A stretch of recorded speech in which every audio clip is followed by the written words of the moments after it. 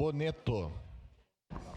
Bom dia, presidente. Bom dia, colegas. Bom dia a vocês, aprovados da Guarda, a qual eu recebi no meu gabinete. E eu queria contar brevemente uma historinha.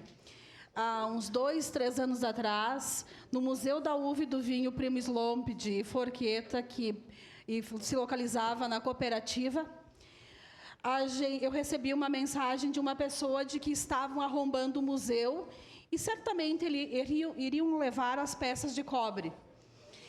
Sem pensar muito, eu fui lá.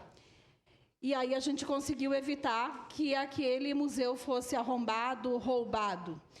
Até a Guarda Municipal vir, ou então a Brigada Militar vir para a Forqueta, foram em torno de 2 horas, porque não tinha efetivo.